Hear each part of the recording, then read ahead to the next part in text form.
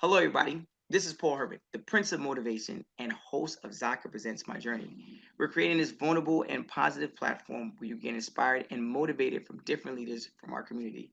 Today, our guest is Jessica Wedge, who is a human resource leader. Jessica, welcome to the show. Thank you. Thank you for having me. Oh, the pleasure is all ours. I'm very happy to have you on the show. Obviously, being in the human resource department, there's a lot of things that goes on behind closed doors, in which we're gonna kind of dive in a little bit too, right? But before we get into all of that stuff, just do us a big favor. Give us a little bit more understanding of your cultural background and where you grew up. All right. So I actually grew up in Queens, Jackson Heights, the Woodside area, in New York. I was there until I was about a teenager, and then I moved to the Miami, Fort Lauderdale area.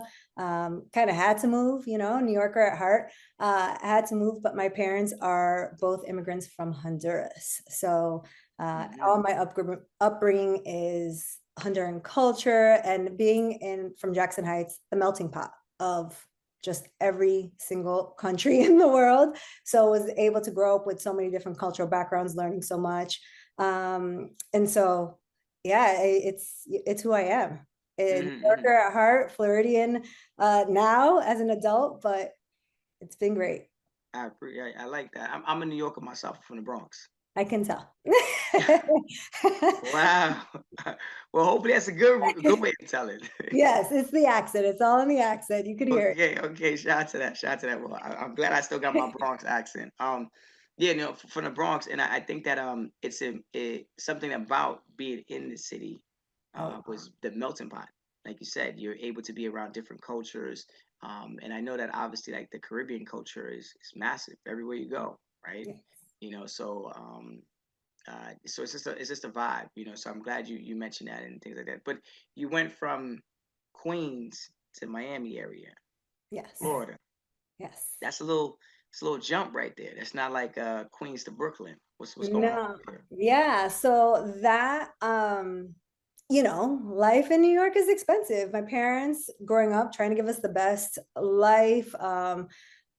My father was a respiratory therapist, and so he had a whole lot of friends that moved down, and they were like, "Hey, it's cheaper. You can get a brand new house instead of that 500-year-old house Oh yeah, yeah, yeah, yeah, yeah. for a whole lot less." And my mother, being a school psychologist, being able to work, she worked for the school board in New York and was able to easily kind of transition. It just became, this is where they come when you retire. Although they weren't looking to retire that early, it was still the place you're going to go to. So, when you have a few friends from the Bronx that all worked in a few hospitals over there, say, hey, come down here. The pay is Yeah. equivalent. The lifestyle is a little bit easier, make your way down. So we didn't go directly to Miami, but we went into that Fort Lauderdale, Broward County Hmm. area. So a little bit outside, but still, that's really what brought me. My brother stayed in New York because he was older and in college, and I didn't have no choice. So it's you and your brother. Yes. Okay, got you. And talk to us a little bit more about this Honduras culture. Like, I want to know a little bit more about it. Everyone has their own understanding of their own culture. They're like, well, it was like this for me growing up. But like, what is your like overview of the Honduras culture? Family. It was very much family, although we did not have much family in the States, and still don't, to be quite honest with you. It was very tight knit. Um, you help everyone out, one hand washes the other. So it was really just all about that, your own responsibility as you're growing up.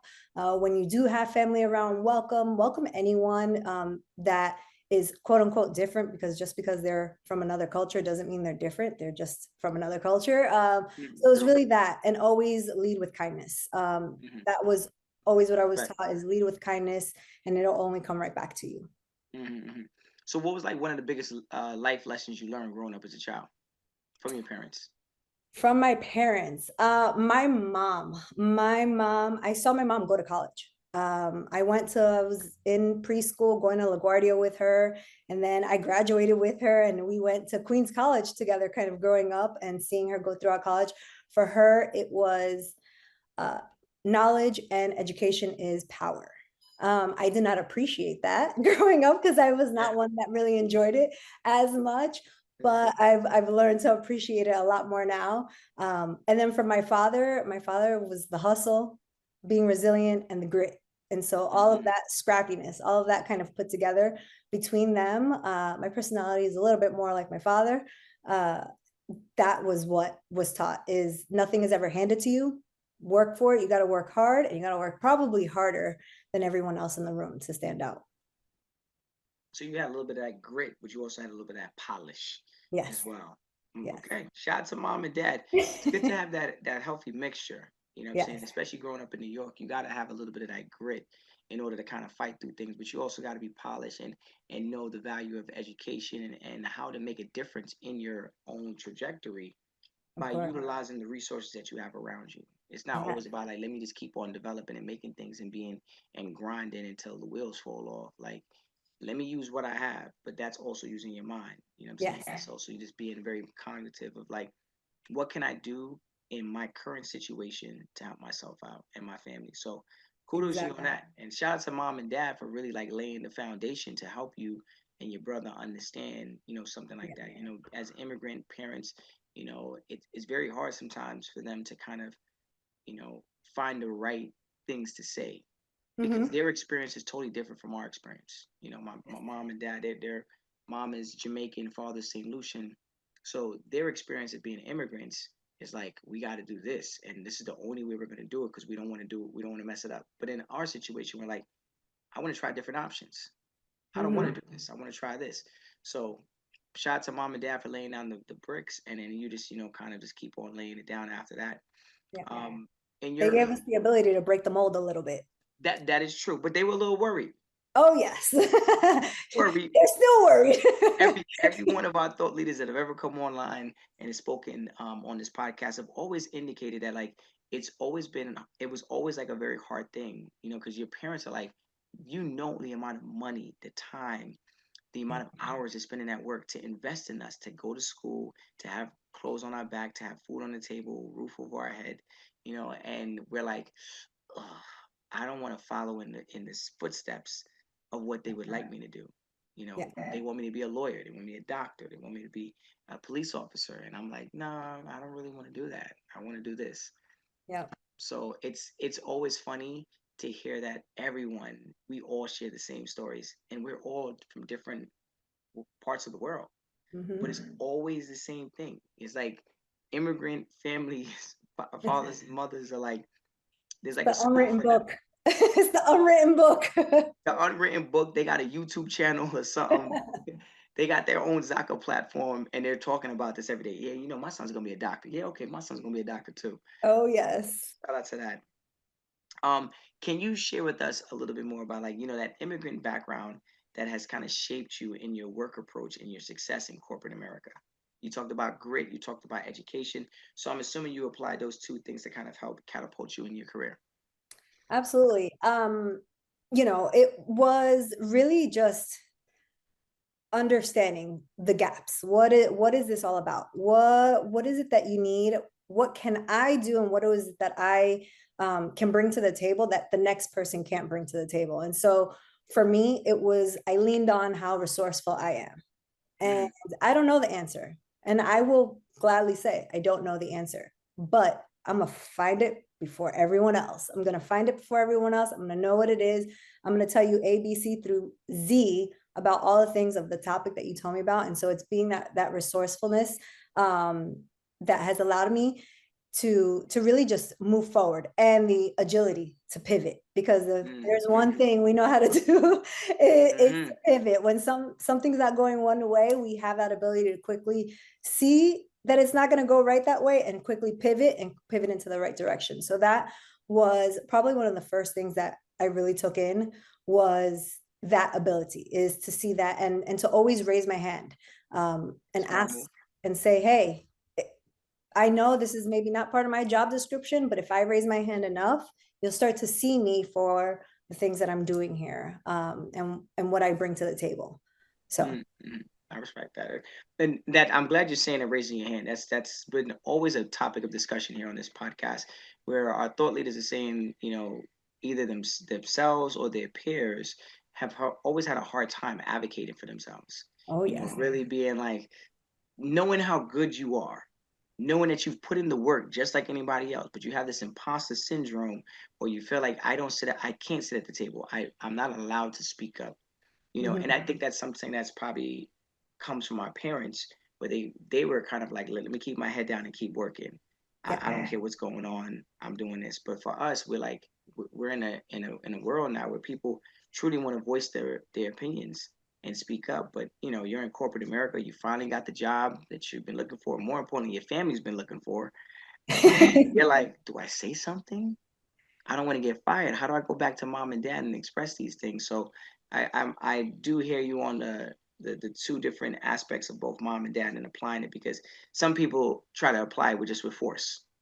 I'm gonna Mhm. walk into the corporate environment and I'm gonna put my foot down. And some people are just kind of pushovers.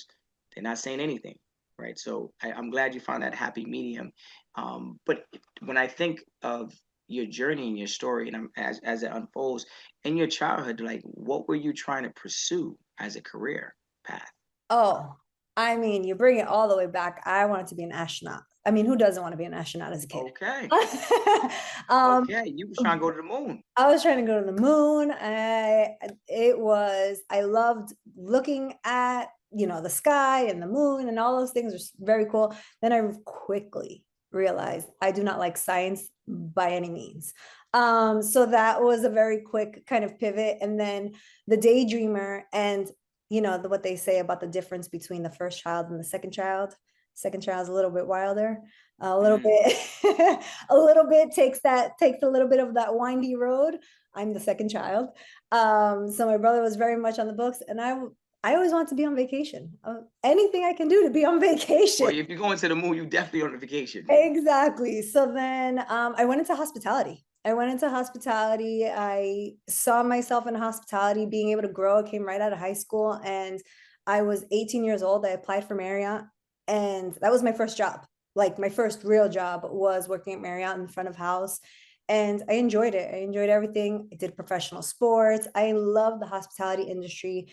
Typically, Mm, people are happy when they're on vacation. yeah, yeah, You yeah, yeah. know, I mean, they're planning for it for a while, so they're I would hoping hope they they're would. happy the whole time. Yeah. Exactly.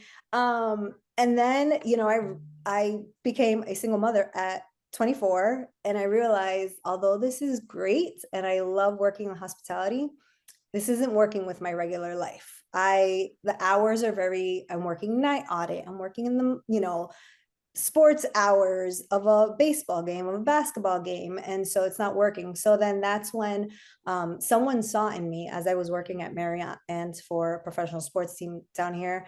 Someone was like, hey, I think you should really try human resources because I see how much you enjoy helping the employees thrive in any way.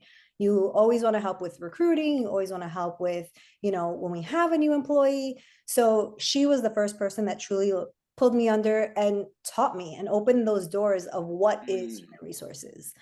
So I didn't have a straight kind of path into it, but that's really what someone trusted in me that was also a minority, okay, that and was gonna be saw my that. next question. Yeah, someone I that, was gonna ask. they that's the power in our culture as well, is that you want to help the next one. Mm, You mm, know that there is a struggle to kind of get in, the struggle that you yeah. went through. So she said, I'm going to help you. And she started teaching me everything I could possibly know about human resources. And without a title, I was doing all the things because I still had to be the front office. And at that point, it was in me. Let's start. Let's come in early just to do this. I don't care if I'm not getting paid. Yeah. Let's start learning. And so that Mm, was really the first, what guided me. And then once I realized I really enjoy helping the employees and being working in Miami, they all spoke Spanish. So helping them and that it helps. was very fulfilling. And Okay. that's where the journey started. I do like the fact that you mentioned that there was someone that came in and tried to give and helped you with some advice. You Mm-hmm. know, we do get very worried that, no one's gonna help. We're taught, just keep your head down and keep working. Hard Yes. work pays off. But at some point in time, asking for help, like you said, raising your hand and saying, hey, look, I need help, or someone seeing a talent and the gift in you and saying, I want to help you. So it's, you obviously were doing something at the time to make that person notice how strong you were as a candidate to them to take you on as probably a mentee, or even just provide some type of guidance, Hmm. in a time where they're probably still trying to climb that ladder as well. Oh yeah. It's not. It's a great story to hear, and the fact that you said it was a minority as well too, was even more of a bonus. It could go either way, but I'm saying just to know that someone else who's probably felt like you, looked like you, spoke the language of like you, was like, hey, let me help you do this right here. And Exactly. that's important, because you climb that ladder, you start to look around, you're like, no one looks like me. But if Yep. someone could actually pick you up that looks like you and speaks like you and knows the culture, it's even better. I'm Oh ready to yeah. climb. I'm ready to climb. How'd you get started after college? College was a journey. As I graduated college with my bachelor's with a 7-year-old in hand. Yeah, with the 7-year-old in hand, because again, I honestly did not enjoy school. I did not enjoy school. I went because again, that was the side of my mom was like, no, you have to. You will Yeah. not get ahead if you don't go. And Even with the child.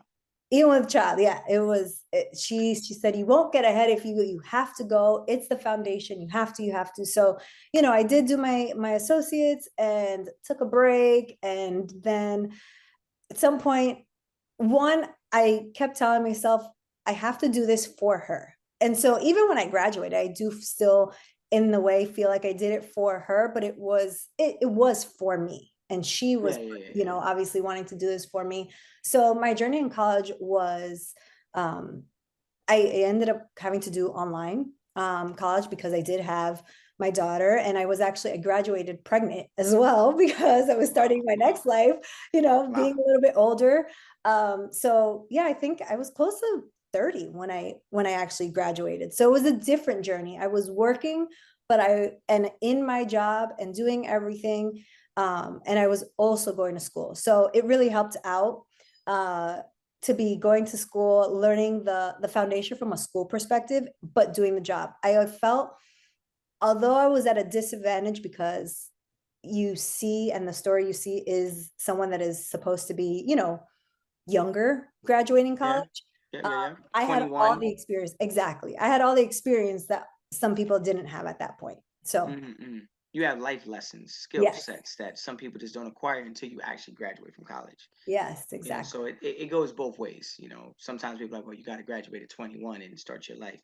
But if you're able to do both of them, and juggle it, then make it happen. Do what you got to do. But I'm glad that you're in your story right there. You really did highlight the odds were against you. Yeah, the You odds know. were against me. I had experienced a lot of things when I was 17, and my father was killed by a drunk driver. And so that really changed everything of my life, the Sorry to trajectory hear. of the things that I was doing, and how, helping my mom because now she was having a few things medically happening, and just how I saw the world. And I didn't see as much uh, greatness as I probably should have. And so that also definitely changed how, and it was one of those things as you're younger, you're like, I'm going to live life to the fullest because you never know what's going to happen. And Yeah, so, no one's promised tomorrow. Sorry to yep, hear that. exactly. My condolences again. Thank you. Um, when you talk about challenges, I mean, obviously that was a massive challenge right there, a loss. And what early childhood challenges did you face? Even maybe not in your childhood. Now let's fast forward. Let's get to corporate America. What challenges you face like entering into corporate America? 'Cause now you talked about college. So you were having your daughter. She was 7. You're trying to juggle work and school. But when you get to corporate, what challenges did you truly face? Um, my hair, it was a lot of my looks. Right now, because of convenience, my hair is straight. Uh, but the reality of it is that it's always curly. And so, you're hearing your curly hair is too wild. So you have to fit a certain mold. But being in South Florida, I wasn't Latina enough because I didn't speak like everyone else. I didn't act like everyone else, but I didn't fit another mold enough either. Um, when being from South Florida, they hear me speak Spanish and they're like, why are you so proper? And why do you speak Spanish like that? And I got nothing for you. This is it. And so I'm still to this day not Latina enough. And so it's I always laugh because my last name, it's my married last name, always gives that guess. Be like, where is she from? Because that last name, You that caught me last off name, guard. yeah, that last name will throw anyone off guard. And so when you walk into a room and there's a lot of you don't know what to get. And so it's very funny sometimes to see reactions. But then they start to talk to me and they realize, oh, okay, you're like, she's fine, she's Oh, yeah. They can pick up that I'm Latina, but at the same time, they probably again, question what part. what part They're exactly? like, wait, hold on, where is she really from? Yeah. And They, sometimes I they don't they even get probably that. let you speak a little bit. They probably like, Yes. I And just make so some guess. They probably had some bets in the office. it's funny, and I often get that I'm European. So that's very Okay. interesting too, to fit that different role, because again, a lot of Latinas that see me, they're like, no, you're not Latina enough. And I'm like, okay, if that's how you feel. But then I get the Europeans see me, or Middle East, they're like, oh, you could fit in with us. You could we could take you in. So it's very It's good that you can wear interesting. multiple hats. Yes, You yes. you fit the role for various different Just occasions. I So gotta be a chameleon and just yes, adapt come into every on, and situation. not wrong with that. Not wrong with Yep, that. If you're using it for the greater good, but yeah, yep. that's the way to go. Um, for the individuals in the audience that don't know or trying to learn a little bit more about HR, because that's where you are right now, currently in the profession, can you educate them a little bit more about human resources and like how important it is to have that in the company? Absolutely. So what people know about human resources is this is a team that will hire you, they will fire you, they have your paperwork, they run your payroll, all of those things. But the reality of human resources is we are the strategic partners to all the leaders. We help them with everything that they do. Without a very good human resources team in place and everyone at its best, you have, yes, it's a team that does not bring revenue, but it will help you keep your revenue, in the sense that if you hire the right people, then you're bringing a good workforce. If you're retaining the right people, then you're not having to have more money spent with turnover. So we're really just as strategic partners to the leaders, working with them, making sure that the Mm, culture is staying alive, is alive. We're building the culture as we're doing things. We're making sure that you, as an individual, come to work and you are your full self, your best self. You feel valued. You feel everything that you're bringing to the table is going to help drive the business. That's what we truly should be at our best, is the HR. it's like a very hard job. It is. It is, but it's very fulfilling. But you said that you like this is you enjoy Yes. helping. You know what I'm saying? So obviously it doesn't feel like work to you. It's at times, yes.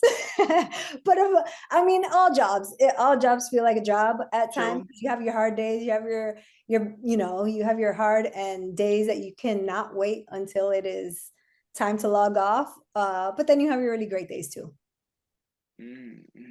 Could you tell us a little bit more about like three things that you love currently about your job?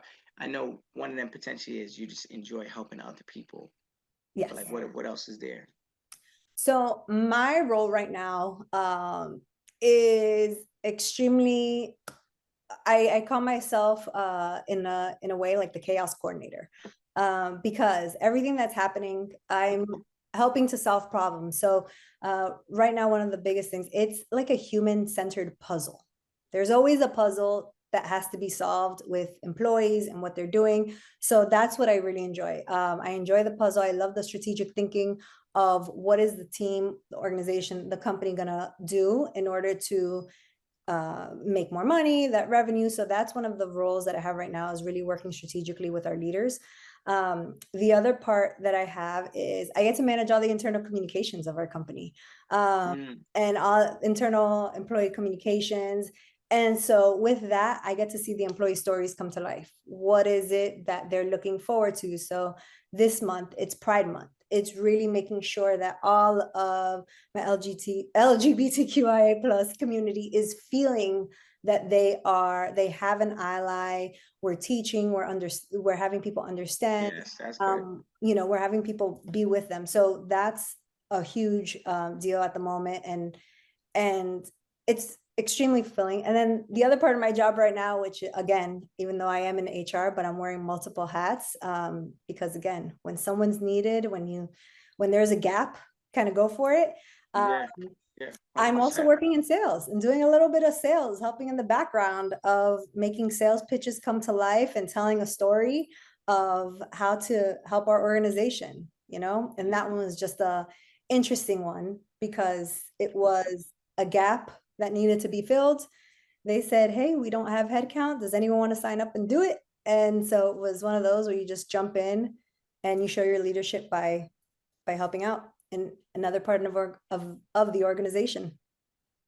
The fact that you're waking up every day saying, I'm going to help somebody, that already is like, you already have a child, right? That's already a big thing that you got to help and assist, I right? got three. But you're like, I got to go to, you said three?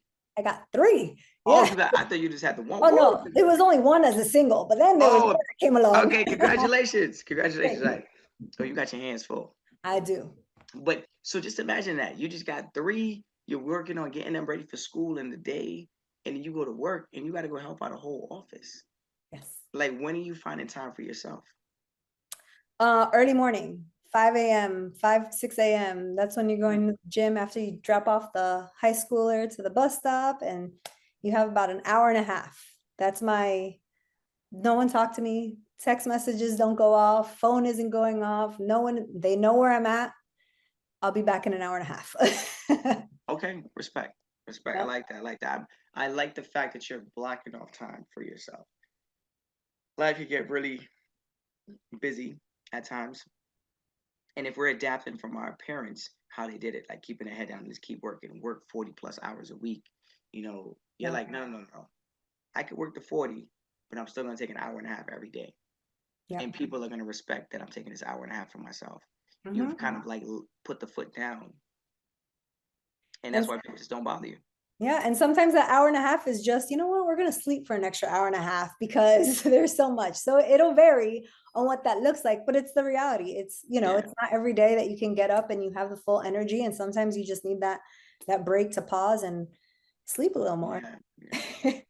How did you like your early years in like talent acquisition prepare you for like executive level roles, people, operations, DEI, strategy, and like global scale? Talent acquisition to help me to really understand what leaders are looking for. When they say Okay. they have a role, they may have a role, but the reality of it is there's one where there's a skill set, and then there's one where there's everything else. It's the dynamic with the team. It's I need this to be pushed forward. So it's really understanding that leader, and what are the gaps beyond just this specific role that they have. So being able to have those conversations with them, being able to understand what is their thought of the right candidate, and then what is truly the right candidate when you think of all the other dynamics that come into place. And then it was also the reality of making data-driven decisions. It's let's look at what do we have, what has happened on your team, what could potentially happen on your team, and try to make those decisions based on the data that you have had and what you've already seen as kind of the future to help, because it's really the quality of the hire that you have. It's about bringing the right person. It's not about this person needs to have 1 2 3. It's hopefully this person has 1 2 3, but they're also bringing all these other items to the table that you may not see at the moment, but they're going to fill all these little gaps, and they're going to help maybe build camaraderie and trust in your team, or they're going to bring innovation. What is it that Yeah. person will bring to the table? So, and being able to tell a story with them all together. Bringing diversity is always a big thing. Oh yes. Any organization. I know some people run away from it, right? You say the word diversity, people are like, whoa, wait, hold up. Don't talk too loud, right? But Yeah. diversity, having a different opinion about something could truly help a company scale its business. Someone saying, well, Absolutely. just to let you know, like that commercial could work, but it might not work for the Latin community. you might want to adapt certain things, or you in the Caribbean. This is so having a very diverse team is very important, you know. And I feel like having someone like yourself who could adapt and speak to so many different people are obviously a big asset to every company. So again, the position you play, wearing multiple hats, you just have to be that good of connecting. You know, you must have some strong interpersonal skills. Oh yes. I'm everyone's friend. I know, and it sounds cheesy, but it's not that I'm everyone's friend. Again, it's about that being able to connect. We all connect in some way. How is the way? Is really just you're listening. You're actively listening because someone can be listening, but they're not really hearing what you're saying. And so that's the part that allows me to connect with people very quickly and pivot and understand and see something without it ever being told to me. That's nice. And ultimately, you can help other people Yes. prepare themselves for that roadblock that's about to happen. Yes. Now, you've scaled organizations by driving like cultural shift and impacting like revenue. Like, talk to us a little bit more about that achievement. You know, why was it so? Why? How were you so proud of it? Like, what was like the proud moment? Why? Um, it was really when the realization of inclusion is is the strategy. Like that's just what it is. And so for me, when it comes to that and driving revenue, it was at the time I was helping from a sales enablement aspect to drive revenue. And they were doing things that I was just like, I don't know if that's going to work. You're who you have is not going to maybe work with this community that we're reaching towards. It's not that they have to change. It's not that we don't have to change the person. We just have to build the understanding between what they're walking into and also who the person is that is walking in. So how do we build that relationship and make them relatable to every situation and to what's happening and understanding. So really it was being able to just again bring inclusion and have people understand inclusion is the strategy. It is what helps build your organization. So when I was in DEI, it was, it was the first time it was kind of like a team, a full Yeah. team. And there's hesitancy no matter what. It's a change, there's resistance, there's all the things. And even myself kind of walking into the role. And egos. And egos, exactly. Yeah. And myself walking into the role, there's questions. What are you going to bring? How are you going to do that? And it's really just having people understand that this is our inclusion, our inclusion strategy is really our culture. Is you can stand next to every single person, you all enjoy each other. So what is it? There are no lines. It's just a matter of understanding a little bit more of how people work, of again, bringing to light that we all have different experiences and we can include everyone in those experiences that we're having. How do you include them?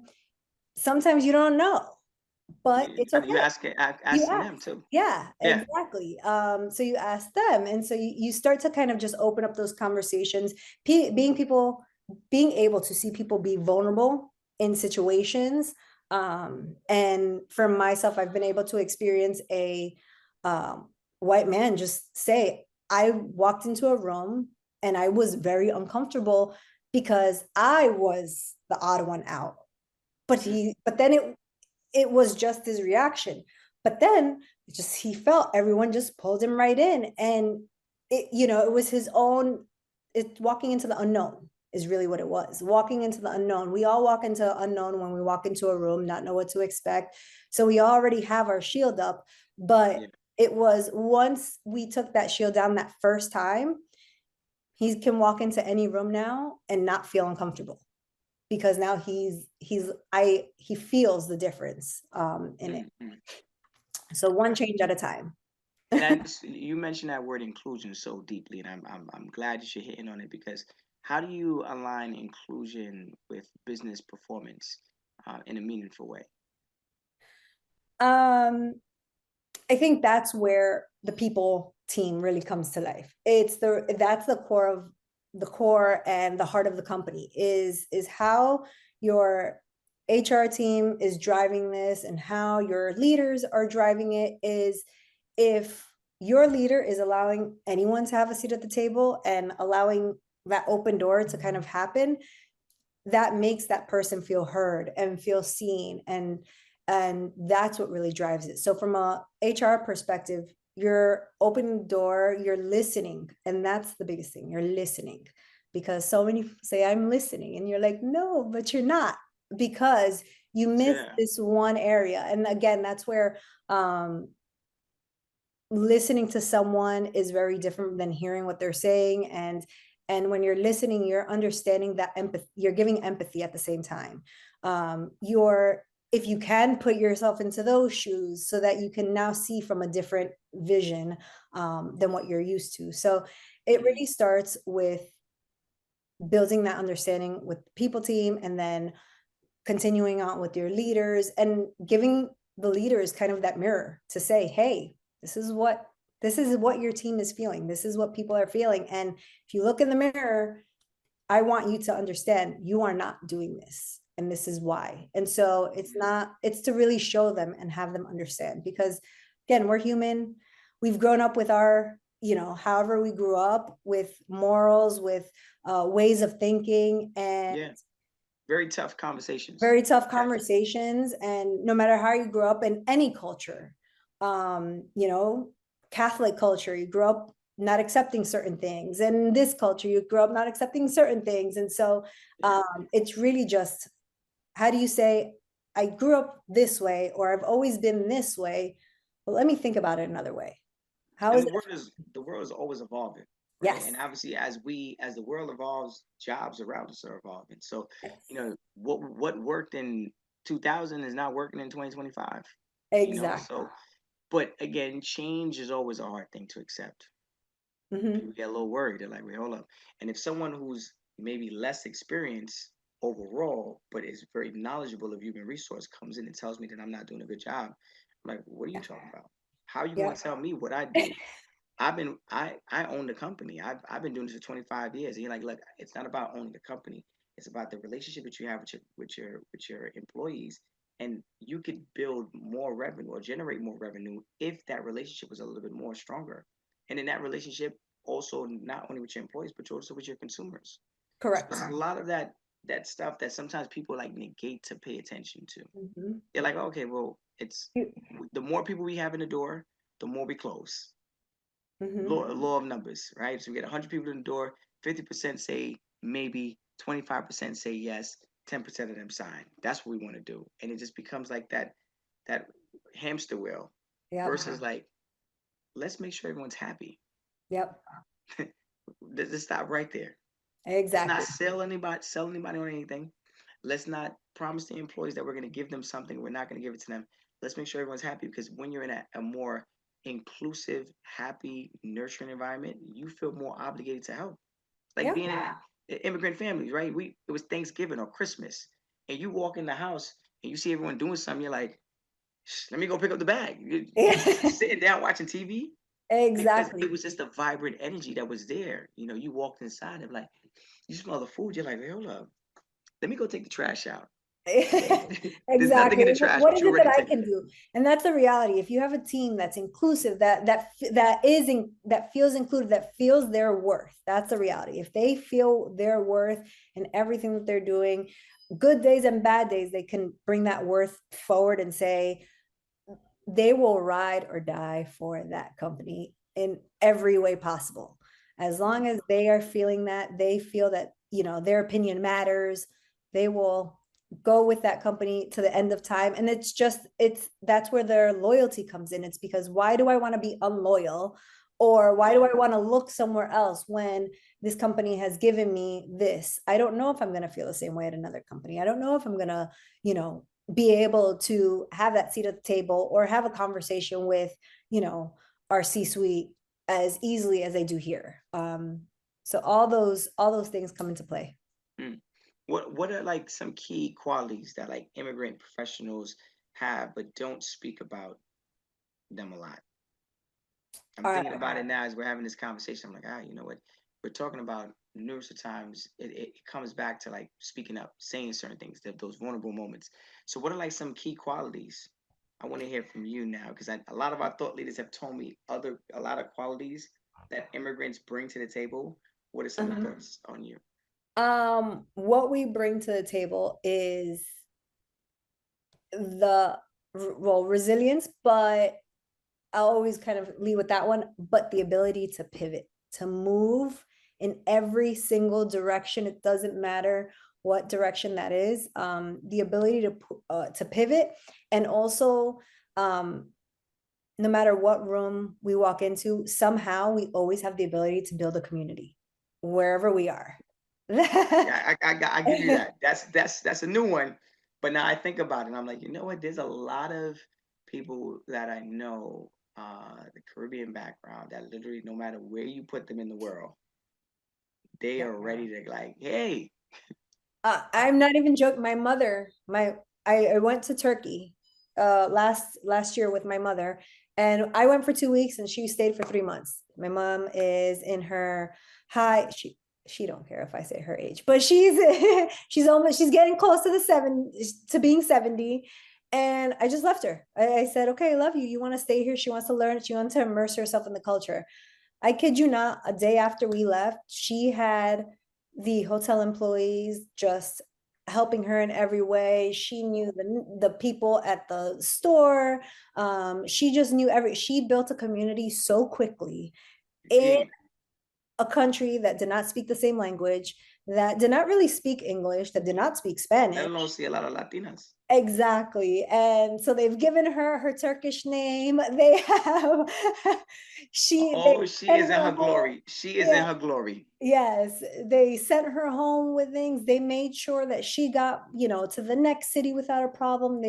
Whatever they could do to help her, it would, but it came from her because she quickly, again, leading with kindness, was able to build a community, talking and just having, that in us, that we see someone that's, you know, that we may not know, we have that ability to just say hello and it's fine. And we move forward and we've made a new friend within 5 minutes.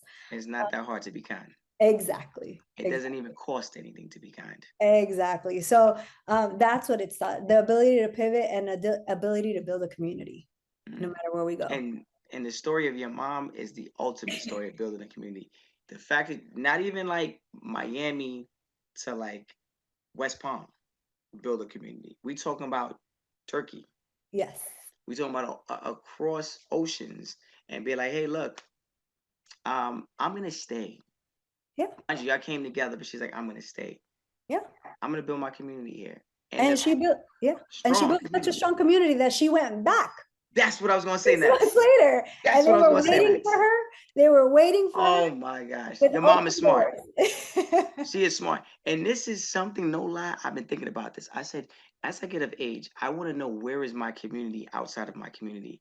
That when I go there, they're going to say, hey, Mr. Herman, good to see you again, Mr. Herman. So I'm like, yo, maybe it's in St. Lucia. Maybe it's back in Jamaica. I'm going to start finding a place like your mom. And I think the man upstairs is telling me exactly to do this because now you just told me that your mom was did it. And she's like, like you said, she's reaching into her 60s. And she's like, you know what? The fact that she could leave Florida, go somewhere else and know people's names and know that community. And she's not afraid of the diversity. She's not afraid No. to be the only Latina in the area because she's gonna stand out. A little feisty one over there. I like that. Oh, yeah. She's like, I'm standing out. Yep. Shout out to that. That's an amazing story. Thank you for sharing that. Of course. Now, looking ahead, when it's all said and done, looking at how do you see your role, um, a role for people, your role for people and culture evolving in the future work that you do, especially Uh, in that high growth environment.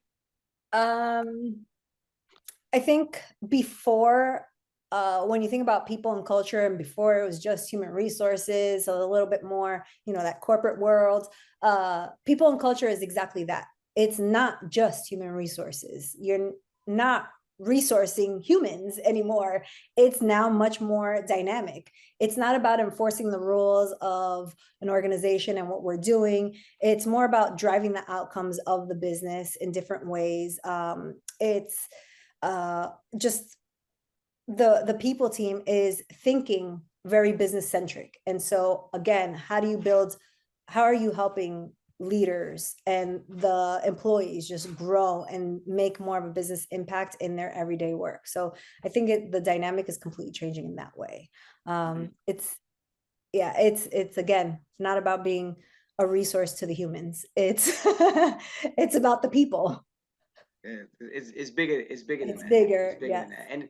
And I'm glad that you're noticing that and you're seeing those things. And again, Jessica, thank you, thank you for just enlightening myself, but more enlightening our community about human resource and why is it so essential in the world of today, right? You're not just changing the lives of one individual. You're trying to change the mindset and the culture of a business, of an organization, whether small or large. And sometimes it starts with at the top, but it also starts with at the bottom. We have to kind of meet somewhere in the middle. The people at the bottom need to know Absolutely. their self worth. They need to know how to advocate for themselves and speak in a very professional manner. But the person at the top who's given those opportunities needs to know that they kind of got to step down from that pedestal and meet them halfway, Mhm. and understand that my culture and their culture might be a little different.